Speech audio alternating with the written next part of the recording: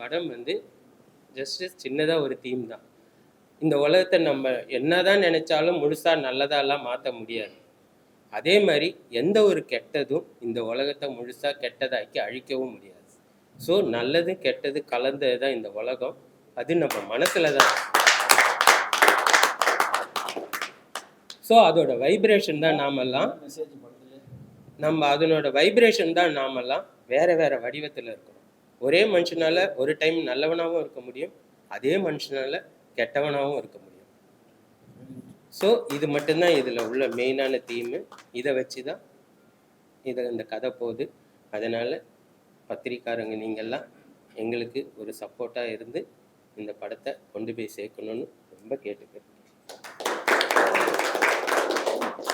நீங்கள் ஒரு சிவனோட பக்தருங்கிறது போக தெரியும் படம் பார்க்குறது.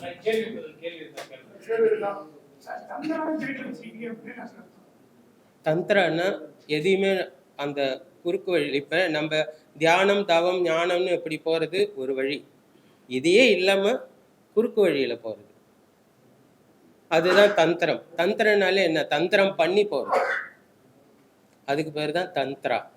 ஆனால் அது இப்போ பார்க்கறதுக்கு நல்லா இருக்கிற மாரி இருக்கும், ஆனால் அது நமக்கு திருப்பி அடிக்கிறப்ப நம்மளும் இருக்காமல் போயிடும்.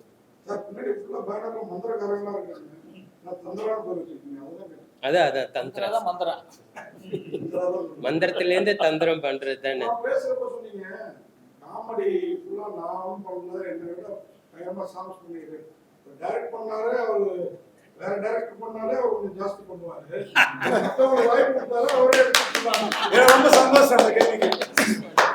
அதுக்கு சார்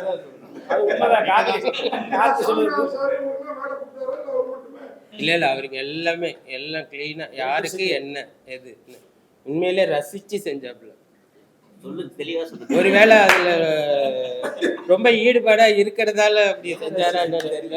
அல்ல ஒரு சீனும் ரசிச்சு செஞ்சாரு இல்ல, அவங்க எழுதின சீன் எல்லாமே உண்மையிலே ஒரு என்ன வந்தோமா ஷூட் பண்ணோமா நடிச்சோமான்னு அப்படிலாம் இல்லை, ரொம்ப சப்போர்ட் பண்ணாங்க. ஏன்னா நான் திரும்ப சொல்றேன், இங்க இருக்கிறவங்களோட எக்ஸ்பீரியன்ஸ் எல்லாம் பாக்குறப்ப நல்லா வெறும் ஜீரோ.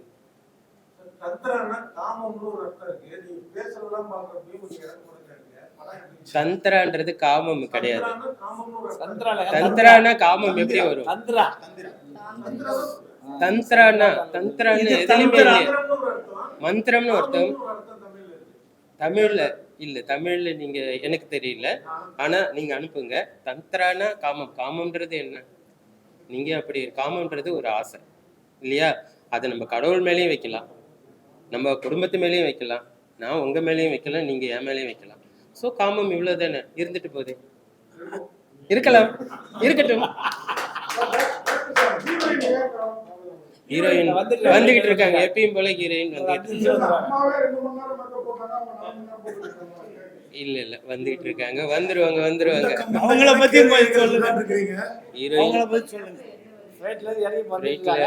ஃப்ளைட்டு கொஞ்சம் லேட்டு, அதனால அவங்களுக்கு கொஞ்சம் லேட் ஆயிட்டாங்க, வந்துருவாங்க. தாராளமா கேளுங்க.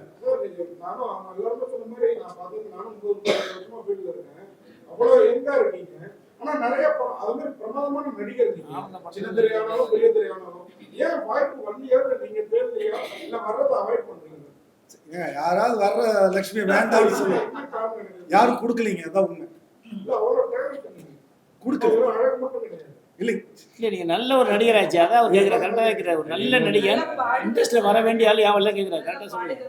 அவர் தமிழ்ல தர்றப்ப தெலுங்குக்கு போயிடுறாரு, தெலுங்குல தர்றப்ப கன்னடத்துக்கு போயிடுறாரு, ஒரு அதனால நடுவில் மலையாளத்துக்கு போயிட்டீங்க. பாத்தீங்களா, நீங்க கிடைக்கலன்னு மலையாளத்துக்கு போயிட்டு வந்துருங்க, திரும்ப இங்க வந்து பல லாங்குவேஜுக்கு போயிடுறாரு. ரமேஷ் சார் அடுத்த படம் பண்ணியிருக்கணுங்க வேல்ஸ்க்கு.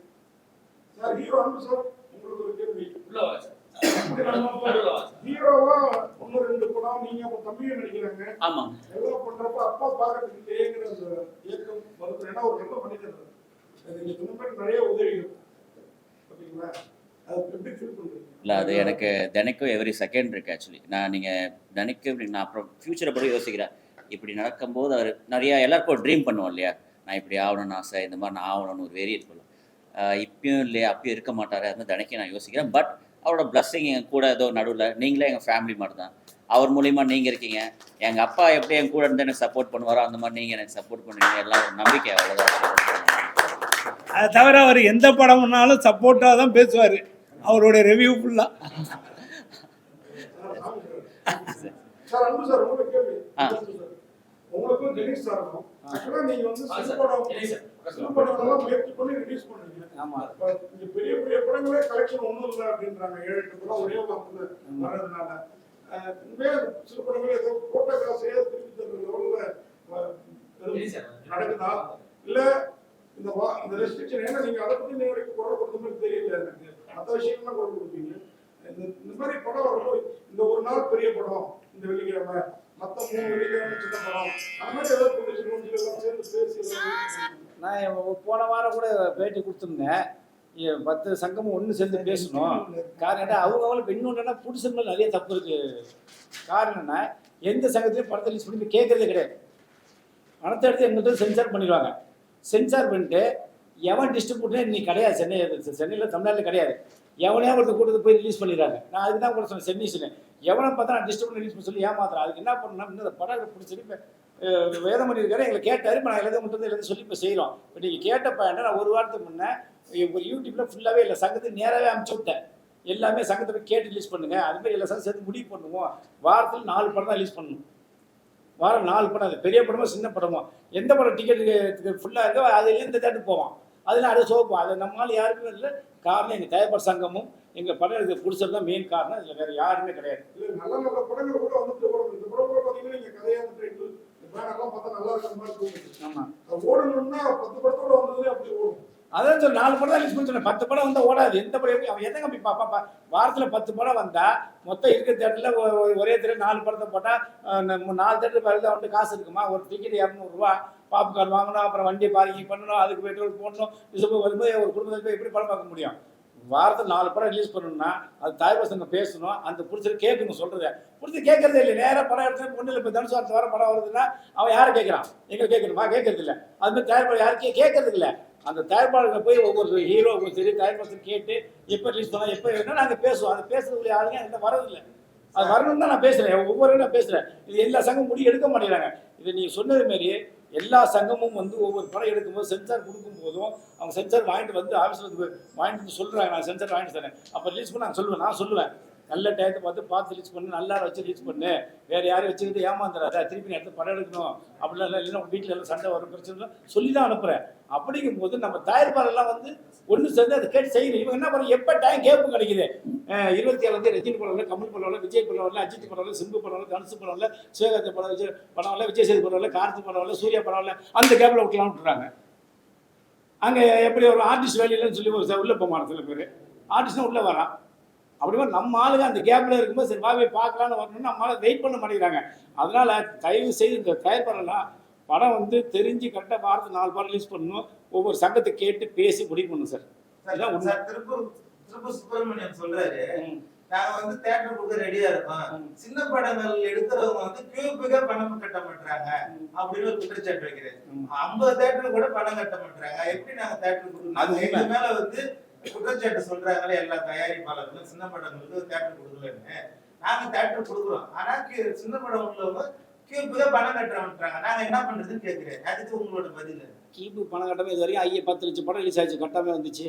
அவர் சொல்லுவார். அவர் எங்க நான் ஒன்று சொல்லட்டுமா, எல்லாருமே திருப்பூர் சுப்பிரமணியம் எத்தனை வருஷத்துக்கு போய் ஒரு இதே 30 வருஷம் திருப்பூர் சுப்பிரமணியம் எவனுக்கா தெரியுமா? திருப்பூர் சுப்பிரமணியம் எவனுக்கா தெரியுமா? சினிமாவில் இன்னைக்கு தெரியுதுன்னா சம்பாரிச்சு காசு பணம் புகழ் வந்தோன்னா உட்காந்து மீடியா பேசிட்டா போதுமா? நீ ரஜினி வந்து சூப்பர் ஸ்டார், அவர் எப்படி இருந்தார்? ஏங்க இவர் இப்போ கஷ்டப்படா, இப்போ ஒரு பணம் கட்டாமல் இப்போ ட்ரெஸ் பண்ணி வச்சா சும்மா வைப்பாரா? இப்போ படம் எடுத்து காசு இல்லாமல் சும்மா ஆர்டிஸ்ட்லாம் சும்மா வந்து உட்காந்துருப்பாங்களா? சொல்லி இப்போ இவர் வந்து சும்மா அவர் யார் மயில் சார் பையன் எவ்வளோ பெரிய மயில் சார் எவ்வளோ பெரிய ஹீரோ, எவ்வளோ பெரிய நடிகர் அவர் பையன் வந்து சும்மா வந்து உட்காந்துருப்பாரு. அவர் காசுலாம் வந்து நடிச்சாங்களா? அப்படி இல்லை. திருப்பூர் சுப்பிரமணியம் இன்னைக்கு ஒரு தலைவர் ஐயோ ஸ்டேஜ் அவர் வந்து பேசுகிறாரு. எல்லாருமே கஷ்டப்பட்டு தான் கியூபி பணம் கட்டாமல் எந்த படம் ரிலீஸ் பண்ணி ஒரு படம் அவனை ரிலீஸ் பண்ணணும்னு சொல்லிப்பாங்களா? நான் 50 தேட்டர் தரோம். ஜெனிஸ் இருக்காரு 50 தேட்டருக்கு நான் கையெழுத்து கொடுத்துறோம் எங்கள் சங்கத்தில். வெறும் 4200 ரூபா ஒரு வாரத்துக்கு தானே ஒரு 50. அதுக்கு மேலே அவங்க என்ன பண்ணுவாங்க? 50,000 கட்டாமல் இருப்பார், 2 லட்சம் ரூபாய் கட்டாமல் இருப்பார். அவரு தியேட்டர் இவங்க என்ன பண்ணுறாங்க, ஆர்டிஸ்ட் வச்சு தியேட்டருக்காக தான் ஏமாத்துறான். ரஜினி வந்தால் கொள்ளையடிச்சிடலாம், விஜய் வந்தால் கொள்ளையடிச்சிடலாம். சிம்பு வந்தால் கொள்ளை அடிச்சிடலாம் தனுஷ் இவங்க இதை வச்சு கேட்காங்க. ஏன் இந்த படம் போடலன்னா நீ வாடகை வாங்கிக்கிறேன் எங்கள் டிக்கெட் வாங்க சொன்னாங்க. இந்த ஒன்றும் இல்லை, இந்த மதுரை 16 படம் போன வாரம் ரிலீஸ் ஆச்சு. 1,60,000 டிக்கெட் வாங்கியிருக்காரு. டிஸ்ட்ரிபியூட்டர் காசு கொடுத்துருக்காரு, படத்தை ரிலீஸ் பண்ண காசு கொடுத்துருக்காரு, தியேட்டர் மேனேஜர் காசு கொடுத்துருக்காரு, போஸ்ட் காசு கொடுத்து கடைசியாக 50 டிக்கெட் 50 டிக்கெட் சொல்லி மக்கள் யாரும் படம் பார்க்க வரலன்னு ஒரு குற்றச்சாட்டு. சார் வரல சார். குற்றச்சாட்டு வரலன்னா படம் நாங்களும் ஒழுங்காக எடுக்கணுங்கிறது நான் முதல் வார்த்தை வைக்கிறேன். ஒவ்வொரு நடிகரும் சொல்லுவேன், எங்களுடைய தயாரிப்பாளர் படத்தை இன்னும் நல்லா எடுக்கணும், அதுக்கு ஓரளவு கம்பல்சரி ஆர்டிஸ்ட் போட்டு எடுக்கணும். 100 நிலை வர சார் என் சங்கத்தில் முதல் வார்த்தை அதான் சார் சொல்லுவேன். வருவான் வந்தோடனே என்னம்மா சார் சங்கத்தில் சேரணுமா, யார் டேரக்டருமா, நான் தான்மா, கொடுத்தது நான் தான்மா, ஹீரோயோ மக்கள் யாரையும் படம் பார்ப்பா, ஆடியன்ஸ் நீயே இருந்துக்கிறியா அப்படிமா. அதுக்கப்புறம் சொல்லுவேன், ஃபஸ்ட்டு நீ ஹீரோ மட்டும் இரு, இல்லை டேரக்டர் மட்டும் இரு, இல்லை பிடிச்சது மட்டும் ஏதாவது ஒன்றுலேருந்து கான்செப்ட் பண்ணி வா. அதுக்கப்புறம் இப்போ வரைக்கும் நான் வந்து மீடியோட இது என் தாய்மொழி சத்தியமாக தான் சொல்லிட்டு வரேன். என்ன காரணம், ஜெயிச்சுக்கா. இப்போ நான் 89 நான் ரஜினி அந்த மாதிரி என்ன வந்தேன், நானும் சூப்பர் ஸ்டார் மாதிரி வந்து இப்படி தான் ஸ்டைலாக வருவேன். சூப்பர் ஸ்டார் யாருன்னு கேட்டா சின்ன குழந்தைக்கு சொல்லும் என் பேர் நின்று சொல்லுவேன். இன்னைக்கு வந்து நீங்கள் சனியாக பிச்சை எடுத்து ஓடி ஒன்று பேட்டி கொடுக்குறேன். அதனால் கஷ்டப்பண்ணுங்க. அதனால் யார் சொல்லு படம் நல்லா எடுக்கணும். இப்போ நான் ஹீரோன்னு சொன்னால் ஹீரோ இது வரைக்கும் ஆவே இல்லை. இப்போ ஹீரோ ஆசை கிடையாது, பிடிச்ச ஆசை கிடையாது, தேச ஆசை கிடையாது. நீ சினிமா காப்பாற்றுறது ஒரே ஆசை தான், சத்தியமாக கிடையாதுங்க. படம் நல்லா எடுக்காம ஒரு படம் 2 வாரத்துக்கு முன்னாடி அவ்வளவு பிரமாதமா இருந்தது. ஆமாம், ஆனா நீங்க அதுக்கு சில திட்டம் அந்த என்ன படத்தோட தெரியல. அந்த படத்தோட பிடிச்சது என்னோட சங்கத்தில் உரிமை. அந்த பையன் பேர் ஆதார்ஸ், இன்னொரு பையன் கௌரி விஜய். நல்ல படம் பெருசா ஓடுது. ஓடல. நீங்கள் மீடியா எல்லாருமே சூப்பராக சொல்லி என் காதுக்கு வந்துச்சு. எல்லாரும் நல்லா இருக்கு, இப்போ முழுந்து சிரிக்கப்படல அப்படின்னு சொன்னாங்க. அது பப்ளிசிட்டி சரியான முறையில் அவங்க 2 அண்டர்ஸ்டாண்டிங் சார். அண்டர்ஸ்டாண்டிங் பப்ளிசிட்டி இருந்துச்சுங்க. ப்ரொடியூசருக்குள்ள ஹீரோவில் ஈகோ, ப்ரொடியூசர் ஹீரோ அதை ரிலீஸ் பண்ணி கொடுக்கக்கூடிய தனஞ்சலி தான் ரிலீஸ் பண்ணுறேன்னு நினைக்கிறேன். பெரிய தயாரிப்பாளர் அது நிறைய நம்ம எல்லாம் சொல்ல முடியாது. ஏன்னா எல்லாமே நல்லா சொல்லி ரிலீஸ் பண்ணாங்க. அதுக்கப்புறம் 25 லட்ச ரூபா தனஞ்சலி வாங்கி ரிலீஸ் பண்ண சொன்னாங்க. அதுக்கப்புறம் என்ன கணக்கு தெரியாது. என்ன காரணம்னா ஒரு படம் ரிலீஸ் பண்ணி இப்போ மாதிரி ஆடியன்ஸ் இவங்க எல்லாரும் வந்திருக்காங்க. இது மாதிரி ரிலீஸ் பண்ணும்போது இது சப்போர்ட் பண்ணி இவங்களுக்கு சப்போர்ட் பண்ணி யாருமே வந்து அந்த பையன் ஆஸ்திரேலியா இருக்காப்புல ஆதர்ஷன், அந்த ஆதர்ஷன் பொண்ணு சொல்கிறாப்புல, சார் எனக்கு கண்டிக்கவே இல்லை, நான் தான் சார் அவ்வளோ வேண்டிய எல்லாமே நான் தான் சார் படித்தேன், எல்லாம் நான் தான் சார், எனக்கு ஒரு வார்த்தை கூட படம் ஓடுதான் கூட சொல்ல சார்.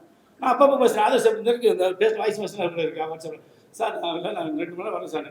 ஒரு நல்ல படத்தை 2 பேரும் சேர்ந்தாலும் ரிலீஸ் பண்ணணும். 2 பையன் ஹீரோ, பிடிச்சது உங்கள் பையன், அப்படி சேர்ந்து அந்த ஒரு ஹீரோ விட்டுட்டு இவங்க மட்டும் பப்ளிசிட்டி பண்ணால் அவனோட மனசை பாதிக்கல. சார் ஒரு படம் எடுக்கும் போது 10 பேர் கை தட்டினா ஜெயிக்க முடியும், தனியாக கை தட்டினா ஜெயிக்க முடியாது. நீங்கள் எல்லாரும் 10 பேர் எப்படி வந்து நிற்கலாம். அதுமாதிரி நாங்களும் படம் நல்லா எடுக்கணும்.